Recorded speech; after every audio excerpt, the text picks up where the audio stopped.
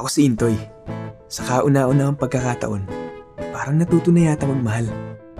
Hi! Pero hindi sure kung minamahal ba ako o kinakailangan lang. We're done. Anong done? Break na tayo? Sa kauna-unahang pagkakataon, parang math problems. Tama ang sagot. Hindi nga lang maipakita na tama ang solusyon.